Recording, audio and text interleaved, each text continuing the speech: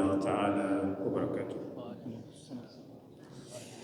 Wa bela jelen fo islam ya kan sanmo ye kabina sikoro la na magero chelo asile be masjid al salam kono ashkabila aban ko di bari jamana kabene bi alam sai sungalo de muga islam ya samba ba kelen kemenani ani binani ani woro la jara ko maka kan nasike wi fana benen do maskalo de muga ma samba fula nsamgando nabillahi isa bangi ani sisanche ambe tafsiru walanda mugana de la ko ambe sigi ko mugana de la misika fo ambe sigi ko tan nan de la haketo ko kuma kono ambe sigi ko tan nan de la ina sungalo le temps flana pronana bini ala sonama wakil ala sayyid ahmad biskonati radhiyallahu ta'ala anhu warda aya ko kalande min kambi wodeye ashekh al-fatih al-imam al-jalil yusuf kone al-ma'ruf miskin ye yara salama bi akabena am masala suratul nisa'i kada mana ayat keme ani ayat bidu ani wolumla ngatasi ayat keme ani bidu ani sheki no de bewli wa qawlihim inna qatalna al-masiha isa ibn maryam rasulullah ila akhir ayat donc amena kuma barani nyeshi cheikhul fatima imam yusuf kone betimeni korofay ani che aka nyamada anaka tuluma jola assalamu alaikum. لا إله إلا الله وحده لا شريك له وأشهد أن محمدا عبده ورسوله أما بعد فأعوذ بالله السميع العليم من الشيطان الرجيم بسم الله الرحمن الرحيم اللهم صل على سيدنا محمد وعلى آل سيدنا محمد كما صليت على سيدنا إبراهيم وعلى آل سيدنا إبراهيم اللهم بارك على سيدنا محمد كما باركت على سيدنا إبراهيم وعلى آل سيدنا إبراهيم في العالمين إنك حميد مجيد أعوذ بالله من الشيطان الرجيم وقولهم إنا قتلنا المسيح عيسى بن مريم رسول الله وما قتلوه وما صلبوه ولكن شبه لهم وإن الذين اختلفوا فيه لفي الشك منه ما لهم به من علم إلا اتباع الظن وما قتلوه يقينا بل رفعه الله إليه وكان الله عزيزا حكيما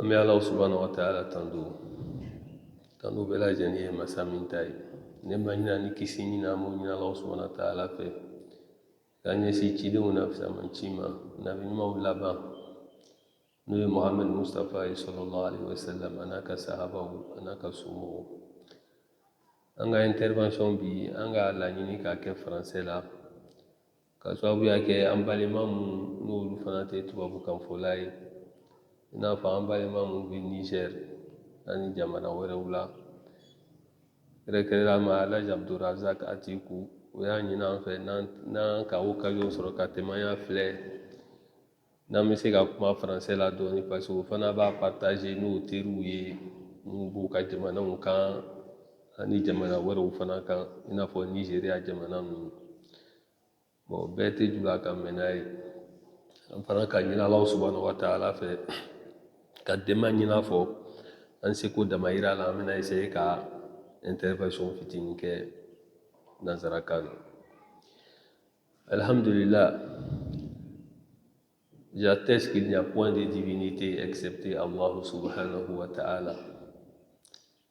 Et j'atteste que Mohammed Mustafa sallallahu alayhi wa sallam est serviteur et messager d'Allah. Nous rendons grâce à Allah subhanahu wa ta'ala pour tous ses bienfaits, en particulier la grâce de l'humanité et la grâce de l'islamisme qu'il nous a accordée. Et de surcroît la grâce à l'ummati. Allah subhanahu wa ta'ala a fait de nous des membres de la communauté du dernier prophète, du dernier des messagers, qui est Mohammed Mustafa sallallahu alayhi wa sallam. Nous rendons grâce à Allah subhanahu wa ta'ala pour ses grâces. Et nous demandons à Allah subhanahu wa ta'ala de parachever ces grâces-là sur nous, en faisant de nous des hommes qui se comportent en humains, des hommes qui méritent d'être appelés des êtres humains. Et en faisant de nous des bons musulmans, des musulmans pratiquants. Et en faisant de nous des membres dignes d'être appelés Oumma de Mohammed Mustafa sallallahu alayhi wa sallam par le biais de notre attachement et de notre conformisme à la tradition de Mohammed Mustafa sallallahu alayhi wa sallam. Notre tafsir d'aujourd'hui se fera en français et c'est le verset 57 du chapitre An-Nisa, les femmes, le verset 157 au verset 158. Nous allons essayer de commenter ces versets. Ces versets a trait à la vie de Jésus-Christ, le 14e prophète réformateur en Israël, qui est Jésus-Christ, le fils de Marie. Et ce que nous voulons expliquer aujourd'hui, c'est de démontrer aux frères ici et dans le monde qui doutent encore que Jésus-Christ qui a été envoyé au peuple d'Israël est mort et qu'il est dans le paradis d'Allah subhanahu wa ta'ala comme les autres prophètes et qu'il ne reviendra plus dans ce monde.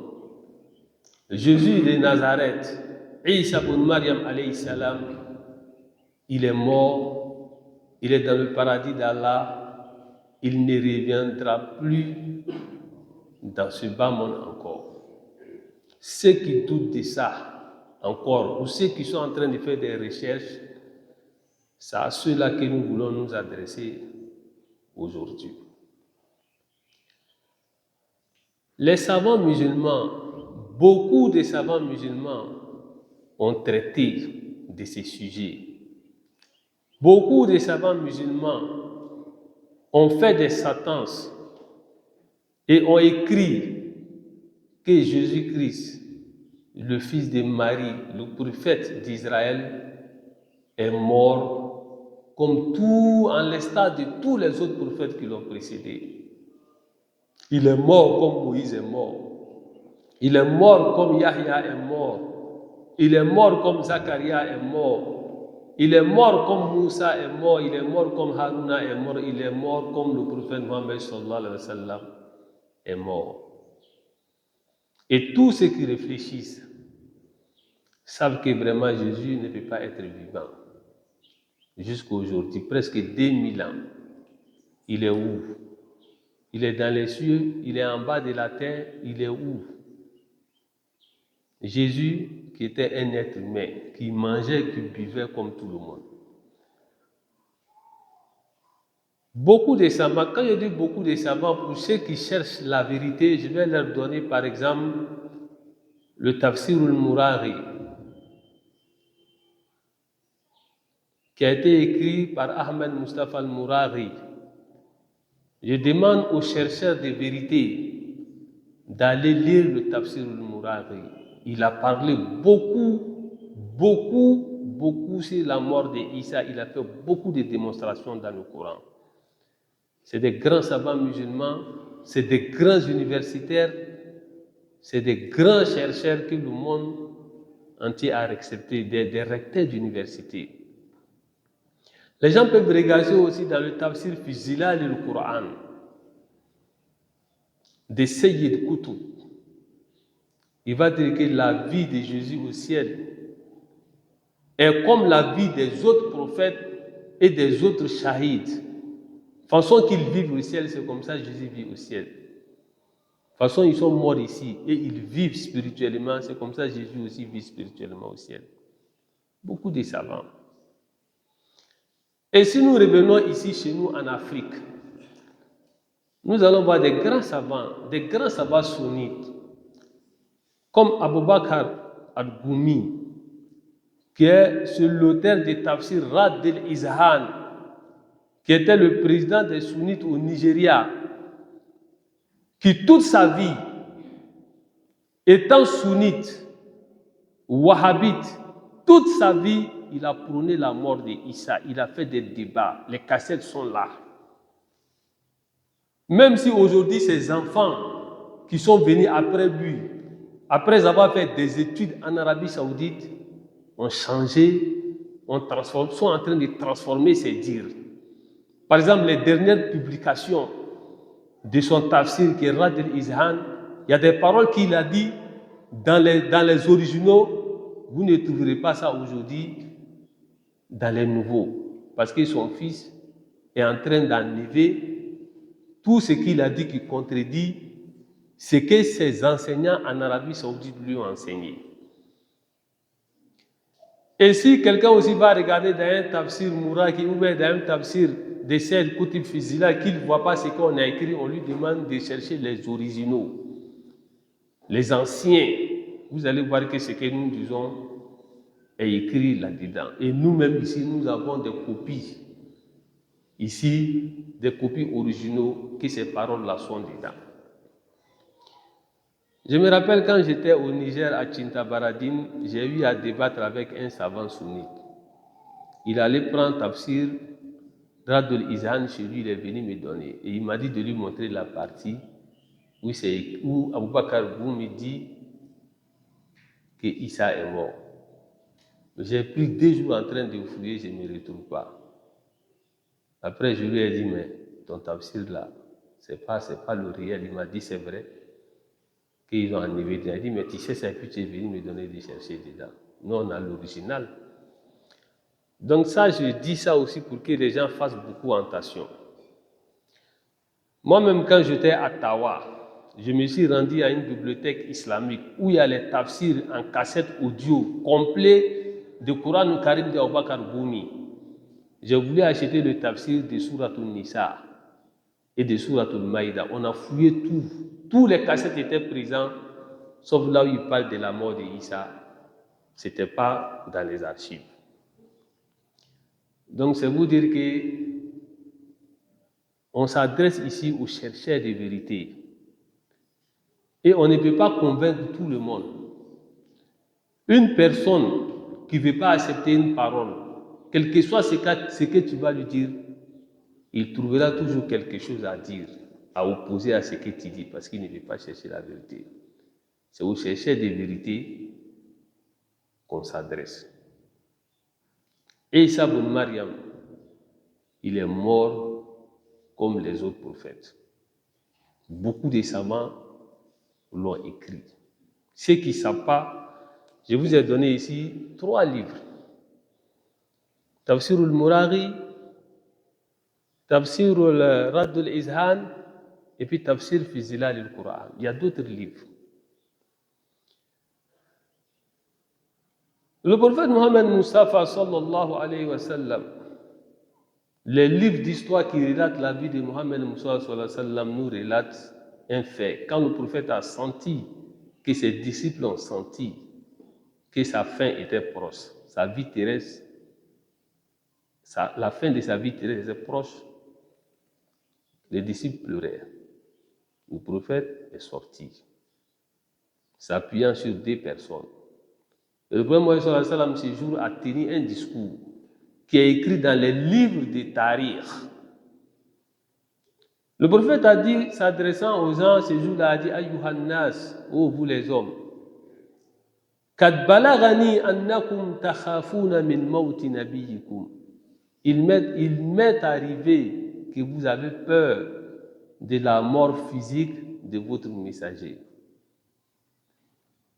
هل خلد نبي قبلي في من بعث الله فأخلد فيكم.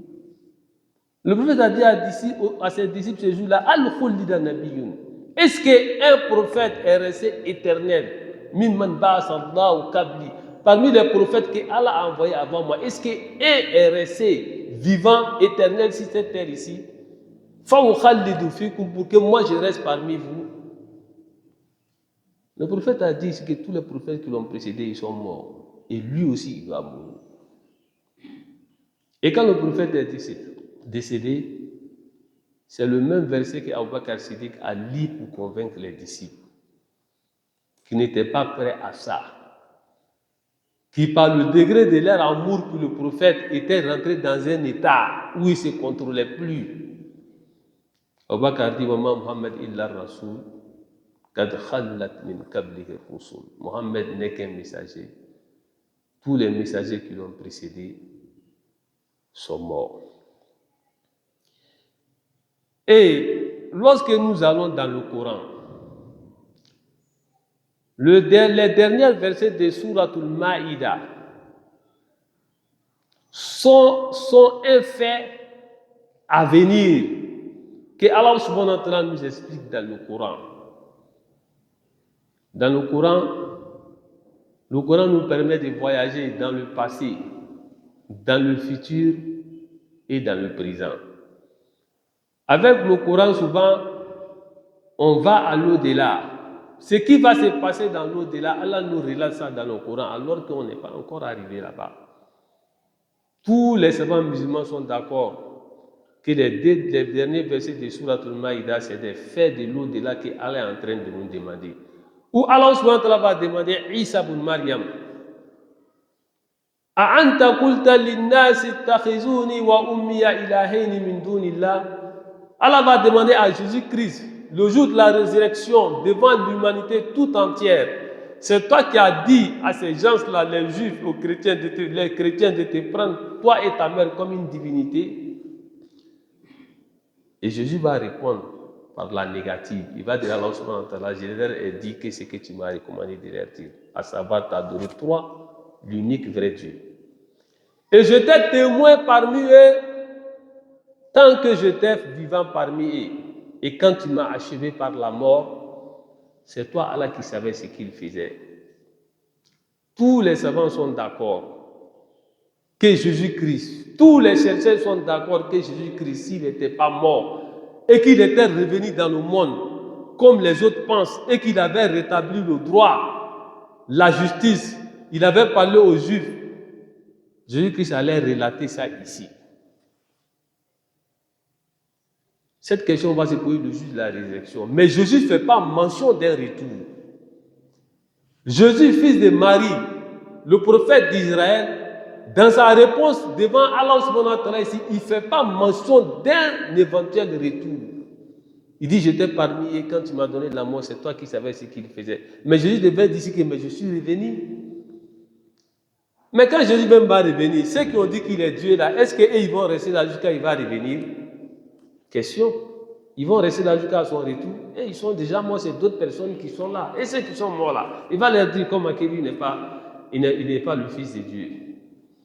Mais Jésus ne fait même pas mention d'un retour. Il était parmi eux. Quand Dieu l'a fait mourir, c'est Dieu qui sait ce qu'ils ont fait. Lui, il ne sait pas ce qu'ils ont fait. Si Dieu veut les punir, qu'il les punisse. S'il veut les pardonner, c'est lui le miséricordieux.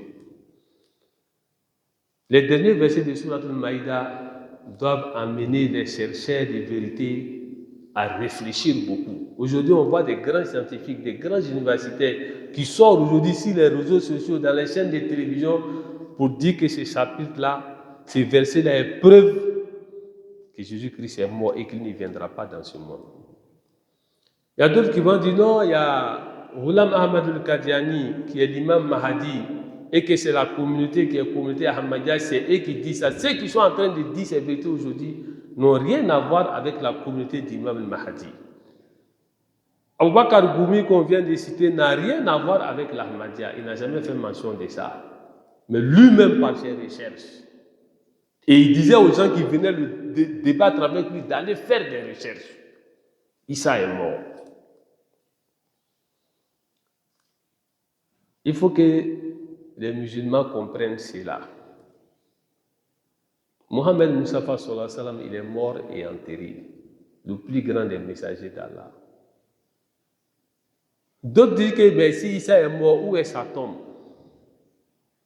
Si Issa est mort, où est sa tombe? Des recherches aussi ont été faites sur ça, mais c'est un autre sujet. Où des savants musulmans ont fait, les gens ont tracé la vie de Jésus jusqu'à le retrouver, jusqu'à retrouver sa tombe. Et aujourd'hui, si les gens veulent chercher la vérité, on peut même ouvrir la tombe et voir qui est dedans. Mais nous allons arriver à ça, Inch'Allah, dans notre explication. Ça, c'était un préambule. Parce que le verset que je prends ici, Allah subhanahu wa ta'ala nous parle d'un événement. Maintenant, l'événement, les gens l'ont expliqué selon leur goût, selon leur compréhension. La compréhension qu'ils avaient, ils ont appliqué ça à la parole d'Allah subhanahu wa ta'ala, au lieu de chercher à comprendre qu'est-ce qu'Allah subhanahu wa ta'ala a envie de dire. Et c'est ça, les gens prennent beaucoup pour embrouiller les gens, les chercheurs de vérité, pour démontrer que Jésus-Christ n'est pas mort. Et que quand les gens sont venus pour attraper Jésus-Christ, Allah a mis l'image de Jésus-Christ sur une autre personne. C'est la personne-là que les Juifs ont attrapée, et c'est lui que les Juifs ont crucifié, et c'est lui que les Juifs ont tué. Nous allons lire le verset. Allah subhanahu wa ta'ala dit wa qawlihim, et qu'ils ont dit. Il y a des versets coraniques qui disent, il y a des traditions qui disent, et de leur dire, et de ce qu'ils ont dit. Inna qatalna al-masih Isa ibn Maryam rasoul Allah. Nous avons en vérité tué le Messie Jésus, fils de Marie, messager d'Allah. Allah dit, voilà ce que les Juifs disent. Maintenant, Allah leur répond maintenant. Wa ma qataluhu wa ma salabuhu walakin shubbiha lahum. Qu'est-ce qu'Allah subhanahu wa ta'ala nous dit? Alors Allah subhanahu wa ta'ala dit qu'ils ne l'ont ni tué, ni crucifié, mais il est apparu comme crucifié. Nous sommes ici dans une traduction. On cherche à traduire la parole d'Allah subhanahu wa ta'ala. Et quand on cherche à traduire la parole d'Allah subhanahu wa ta'ala, c'est ce qui en ressort. Il y a plusieurs traductions. Mais dans cette traduction, ils ne l'ont ni tué, ils ne l'ont ni crucifié, mais il est apparu comme crucifié. C'est Dieu qui parle. Les Juifs disent qu'ils l'ont tué, ils disent qu'ils l'ont crucifié, ils l'ont tué. Maintenant Dieu dit qu'ils ne l'ont ni tué, ils ne l'ont ni crucifié. Walakin shubbiha lahum. C'est ici qu'il y a problème. Vous n'avez pas dit que c'est ici le bas blesse. Walakin shubbiha lahum. Ce commentateur-là nous dit, il est apparu comme crucifié. Maintenant, il y a un autre commentaire du Coran qui nous dit, or ils ne l'ont ni tué, ni crucifié, mais ce n'était qu'un faux semblant. Ils ne l'ont ni tué, ni crucifié, mais ce n'était qu'un faux semblant. Maintenant, le faux semblant ici, c'est quoi? Il ressemblait à quelqu'un de crucifié, c'est quoi? C'est ce que les savants musulmans ont essayé d'expliquer. Et ils sont allés à dire walakin shubbiha lahum, que Allah a mis l'image de Jésus sur quelqu'un. Alors que dans l'arabe même, ça ne colle pas. Quand on prend la langue arabe, ça ne colle pas. Parce que la tribu qui est ici, là, c'est lahum. Shubbiha lahum. Domirul jama'a. C'est au pluriel. Si Allah avait mis l'image de Jésus-Christ sur une personne, Allah devait dire shubbiha lahu. Domirul mufrad. Shubbiha lahu. Une ressemblance a été faite à lui. Mais Allah dit lahum, à eux. C'est au pluriel. Alors que selon l'image de Jésus a été mis sur une personne, comment hum peut désigner une personne? Eux et lui, ce n'est pas la même chose. Ça ne colle pas. Et puis ce que les gens doivent savoir est que le prophète Mohammed sallallahu alayhi wa sallam n'a jamais dit Kala Rasulullah sallallahu alayhi wa sallam. Le messager a dit Kala, le couple de miséricorde. Les Yahoud, quand ils ont voulu aller attraper Issa, Allah a attrapé et puis Allah a mis l'image de Issa. Il n'y a pas ça dans un hadith. C'est ce qui devait envoyer les musulmans à réfléchir. Il n'y a pas un qui a eu le courage de dire un jour on était avec le prophète a dit quand les Juifs voulaient tuer Issa, ils sont rentrés sur lui, Allah a mis son image sur quelqu'un, c'est lui on a pris pour aller, le prophète n'a jamais dit.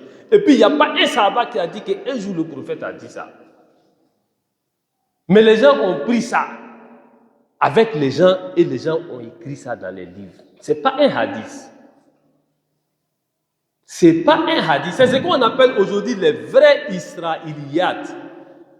C'est ce qu'on appelle le virus israélien. Parce que des versets qui ne sont pas faciles à expliquer, à interpréter, les juifs profitaient pour enduire les musulmans en erreur. Mettre des enseignements dans l'islam qui ne sont pas de l'islam pour empêcher les musulmans, le jour J, le jour de la vérité, de ne pas comprendre la vérité. Dire que les gens sont partis pour attraper Issa ibn Maryam et que Allah a pris l'image de Issa pour mettre sur une autre personne, ça fait partie de ces pièges-là que les ennemis de l'islam ont mis pour que nous, aujourd'hui, les musulmans de la fin des temps, on ne puisse pas voir la vérité. Parce que le prophète n'a jamais dit ça. Et il n'y a pas un disciple qui a eu le courage de dire « Khala Rasulullah », le prophète a dit ça. C'est en voulant expliquer le verset, ces paroles d'Allah subhanahu wa ta'ala que les gens ont dit ça. « Walakin shubbiha lahu » Donc nous appelons les chercheurs de vérité à faire des recherches et aller loin. C'est pourquoi souvent c'est dangereux de parler de doctorat quand on parle de l'islam, de parler de shahada, tous les gens, il est allé à l'université, c'est très très bon, hein? Mais quand on veut parler de l'islam là, il faut éviter de parler quand on veut parler du vrai islam. Parce que c'est eux qui sont allés étudier, qui disent qu'ils ont doctorat, ils sont sur Kursi là, c'est eux qui sont en train d'envoyer les gens en enfer aujourd'hui. En islam, quand tu as doctorat, on te respecte. Mais quand il y a un débat religieux, ce n'est pas avec ton doctorat que tu vas embrouiller les gens. C'est avec les preuves coraniques que tu peux dire que tu as la vérité. Tu as envoyé quoi du Coran? Tu as envoyé quoi dans la 10 de Mohammed sallallahu alayhi wa sallam? C'est ça on regarde. Ce n'est pas ton doctorat là. Parce qu'un charbonnier peut connaître le Coran plus que quelqu'un qui a doctorat s'il connaît Allah. C'est ça l'islam. Un forgeron, s'il connaît Allah, tu peux dire que je vais te dire non, ça là c'est fou, Allah ne parle pas comme ça. Tu vas dire que mais moi j'ai doctoré, tu vas dire moi je suis forgeron, mais ce que tu as dit là, Allah ne peut pas parler comme ça. Et puis quand tu vas aller devant, tu vas savoir qu'il t'avait dit la vérité. Wattaqullaha wa yu'allimukumullah. Mais cela ne veut pas dire qu'il faut négliger ça.